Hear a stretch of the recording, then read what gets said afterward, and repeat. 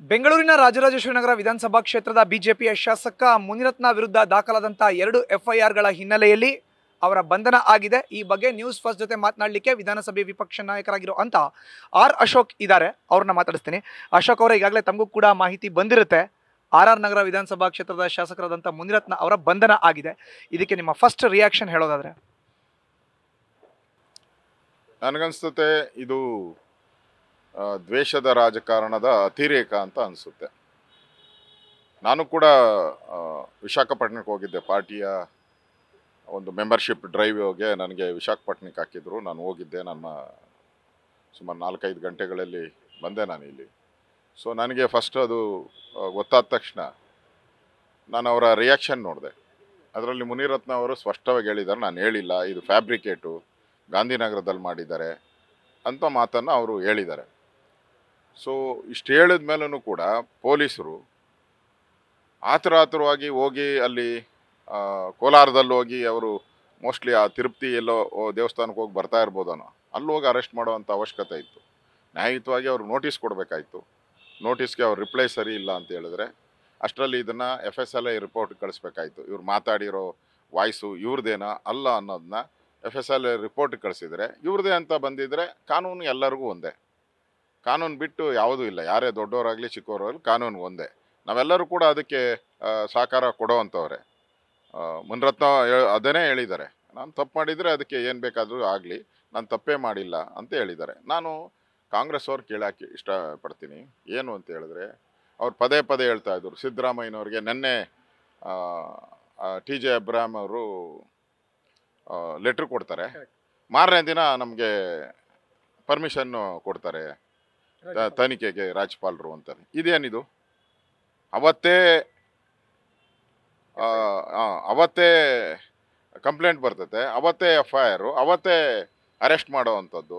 ಇದು ನೋಡಿದ್ರೆ ದ್ವೇಷದ ರಾಜಕಾರಣ ಅಲ್ಲದೇನು? ನಾನು ಗೃಹ ಸಚಿವರಿಗೆ ಕೇಳ್ತೀನಿ, ಪರಮೇಶ್ವರ್ ಅವರು ಈ ಥರ ಅವ್ರನ್ನ ಎಲ್ಲರೂ ಒಳ್ಳೆಯರು, ಡಾಕ್ಟ್ರು, ಅದು ಇದು ಅಂತ ಹೇಳ್ತಾ ಇದ್ರು. ಈ ಥರ ಮಾಡೋದ್ರಿಂದ ಮುಂದೆ ಇದನ್ನು ತಾವು ಅನುಭವಿಸ್ಬೇಕಾಗ್ತದೆ ಎಲ್ಲರೂ ಕೂಡ, ಕಾಂಗ್ರೆಸ್ ಅವರು ಕೂಡ. ಇದು ದ್ವೇಷದ ರಾಜಕಾರಣ ಒಳ್ಳೆಯದಲ್ಲ. ನೋಟಿಸ್ ಕೊಡಬೇಕು, FSLA ರಿಪೋರ್ಟ್ ಕೊಡಬೇಕು. ಅವ್ರು ಹಾಕಿರೋ ವಾಯ್ಸು ಸರಿ ಅಂದರೆ ಕಾನೂನಿಗಿಂತ ದೊಡ್ಡವರು ಯಾರಿದ್ದಾರೆ? ಅದರಿಂದ ಇಲ್ಲಿ ಆತುರದ ಕ್ರಮ ಆಗಿದೆ, ಏಕಾಏಕಿ ಬಂಧನ ಮಾಡಿದ್ದಾರೆ. ಇದು ಒಳ್ಳೆ ಬೆಳವಣಿಗೆ ಅಲ್ಲ ಅನ್ನೋದು ನನ್ನ ಭಾವನೆ. ಸರ್, ಮುನಿರತ್ನ ಅವರ ಬಂಧನಕ್ಕಿಂತ ಮುಂಚೆ ಒಂದು 6 ನಿಮಿಷದ ಸುದೀರ್ಘವಾದಂಥ ಮಾಧ್ಯಮ ಹೇಳಿಕೆನ ಬಿಡುಗಡೆ ಮಾಡಿದ್ದಾರೆ. ಅವರು ಅದರಲ್ಲಿ ಒಂದು ಪದ ಉಲ್ಲೇಖ ಮಾಡ್ತಾರೆ, ನನಗೆ ಗೊತ್ತಿತ್ತು 2023ರ ವಿಧಾನಸಭಾ ಚುನಾವಣೆಯಲ್ಲಿ ನನ್ನ ವಿರುದ್ಧ ಆದಂಥದ್ದು ನಾನು ಗೆದ್ದ ಬಳಿಕ ಏನಾಗುತ್ತೆ ಅಂತ. ಅದಾದಮೇಲೆ 2024ರ ಲೋಕಸಭಾ ಕ್ಷೇತ್ರದ ಚುನಾವಣೆಯ ಫಲಿತಾಂಶ ಬಂದ ಮೇಲೆ ನನ್ನನ್ನು ಯಾವ ರೀತಿ ಹೆಣಿತಾರೆ ಅಂತ ನನಗೆ ಗೊತ್ತಿತ್ತು ಅನ್ನೋ ಒಂದು ಸ್ಟೇಟ್ಮೆಂಟ್ನ ಮಾಡಿದ್ದಾರೆ ಸರ್.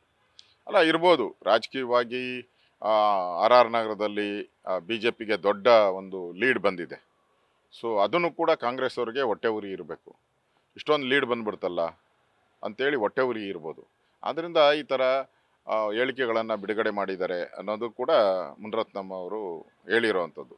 ಒಟ್ಟಾರೆ ನಾವು ನೋಡ್ತಾ ಇದ್ರೆ ಇದನ್ನು ಆತುರದ ಕ್ರಮ ಆಗಿದೆ ಮತ್ತು ದ್ವೇಷದ ಕ್ರಮ ಆಗಿದೆ. ಅವರು FSLA ಕರೆಸಿ ಅದು ಪಕ್ಕ ಅವರೇ ಅಂತ ಹೇಳಿದರೆ ನಾವ್ಯಾರು ಮಾತಾಡ್ತಾನೆ ಇರಲ್ಲ. ಕಾನೂನಿಗಿಂತ ದೊಡ್ಡವ್ರು ಯಾರೂ ಇಲ್ಲ. ಈಗ ಸಿದ್ದರಾಮಯ್ಯನವ್ರ ಕೇಸ್ ಏನಾಗ್ತಾ ಇದೆ, ಕೋರ್ಟಲ್ಲಿ ನಡೀತಾ ಇದೆ. ನಾವೆಲ್ಲ ಬಾಯಿ ಮುಚ್ಕೊಂಡು ಸುಮ್ಮನೆ ಇಲ್ವಾ? ಹಾಗೆ ಮುನಿರತ್ನಂ ಅವ್ರದ್ದು ಕೂಡ ತನಿಖೆ ಕೊಟ್ಟು ತನಿಖೆಯಲ್ಲಿ ಏನು ಬರ್ತೈತೋ ಒಂದು ವಾಯ್ಸು, ಅಟ್ಲೀಸ್ಟ್ ವಾಯ್ಸ್ದಾದ್ರೂ, ಆಮೇಲೆ ಬೇಕಾದರೆ ಇವರು ತನಿಖೆ ನಿಧಾನದಾಗ ಮಾಡಲಿ, ವಾಯ್ಸ್ ರಿಪೋರ್ಟ್ ಆದರೂ ಬಂದು ಆಮೇಲೆ ಕ್ರಮ ತೆಗೆದುಕೊಂಡಿದ್ರೆ ಇದು ಸರಿ ಇತ್ತು. 100% ಡೌಟೇ ಇಲ್ಲ. ಇದು ದ್ವೇಷದ ರಾಜಕಾರಣ ಬಿಟ್ಟರೆ ಬೇರೆ ಏನೂ ಇಲ್ಲ. ದ್ವೇಷದ ರಾಜಕಾರಣವನ್ನು ಮಾಡ್ತಾ ಇದ್ದಾರೆ.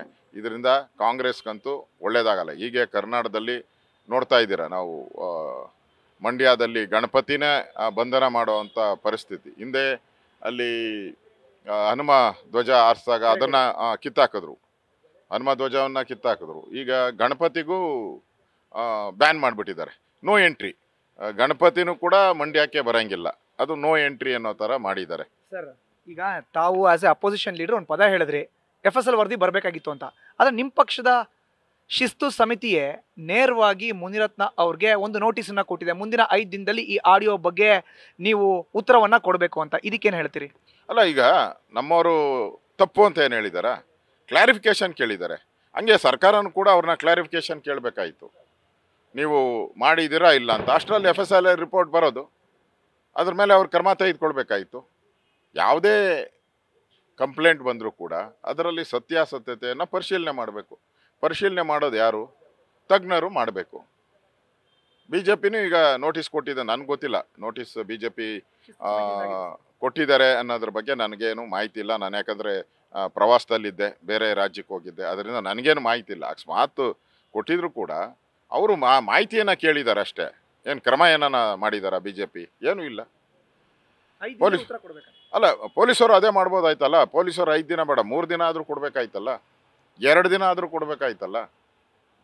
ಸರ್, ನನ್ನ ಕಡೆಯ 2 ಪ್ರಶ್ನೆ. ಈಗ ನಾಗಮಂಗಲದ ಪ್ರಕರಣ ನೀವು ಈಗಾಗಲೇ ಉಲ್ಲೇಖ ಮಾಡಿದ್ರಿ, ಗಣೇಶೋತ್ಸವ, ಅದಕ್ಕೆ ಕೌಂಟರ್ ಆಗಿ ಅದನ್ನ ಮುಚ್ಚಾಕಬೇಕು ಅಂತ ಇದು ಆಗಿದೆ ಅಂತೀರಾ? ಗ್ಯಾರಂಟಿ. ಈಗ ನಾಗಮಂಗಲದು ಪ್ರಧಾನಮಂತ್ರಿ ನರೇಂದ್ರ ಮೋದಿಯವರು ಅದನ್ನು ಭಾಷಣದಲ್ಲಿ ಕೋಟ್ ಮಾಡಿದ್ದಾರೆ. ಅಂದರೆ ಗಣಪತಿಗೂ ಬಂಧನ ಬ್ಯಾನ್ ಮಾಡಿದ್ದಾರೆ ಕರ್ನಾಟಕದಲ್ಲಿ ಅನ್ನೋದು, ಅದು ದೊಡ್ಡ ಸುದ್ದಿ ಆಗ್ತಾ ಇದೆ. ಮತ್ತು ಜನ ಕೂಡ ಎಲ್ಲ ಕಡೆ ಖಂಡನೆ ಮಾಡ್ತಾ ಇದೆ, ಪ್ರತಿಭಟನೆಗಳಾಗ್ತಾ ಇದೆ. ನಾನು ಕೂಡ ಆ ಸ್ಥಳಕ್ಕೆ ಹೋಗಿ ಬಂದೆ.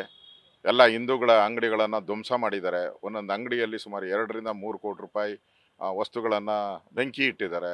ಲಾಂಗು, ಮಚ್ಚು, ಬಾಂಬು, ಪೆಟ್ರೋಲ್ ಬಾಂಬ್ ಎಲ್ಲ ಬಂದಿದೆ. ಆದರೂ ಅವ್ರು ಹಾಕಿರೋವಂಥ ಕೇಸಲ್ಲಿ ಫಸ್ಟು A1, A2 ಅಂತ 25ರವರೆಗೂ ಹಿಂದೂಗಳು, ಅದಾದಮೇಲೆ ಮುಸಲ್ಮಾನರನ್ನು ಹಾಕಿದ್ದಾರೆ. ಅಂದರೆ ಅರ್ಥ ಆಯ್ತಲ್ಲ, ಕಾಂಗ್ರೆಸ್ ಯಾರ ಪರವಾಗಿದೆ? ಈ ಓಲೈಕೆ ರಾಜಕಾರಣದಿಂದನೇ ಕರ್ನಾಟಕದಲ್ಲಿ ನಾನು ಹೇಳ್ತಾ ಇದ್ದೀನಿ, ಕಾಂಗ್ರೆಸ್ ಅವರೇ ನೀವು ಹಿಂಗೆ ಮಾಡಿ ಮುಸಲ್ಮಾನರ ಓಲೈಕೆಯನ್ನು ಮಾಡಿ ಹಿಂದೂಗಳನ್ನ ಈ ಥರ ಬಗ್ಬಡ್ದು ತುಳಿದು ಪೊಲೀಸ್ ಸ್ಟೇಷನ್ಗೆ ಹಾಕಿ ಅವ್ರ ಮೇಲೆ ಕೇಸುಗಳು ಹಾಕ್ತಾಯಿದ್ದಾರೆ.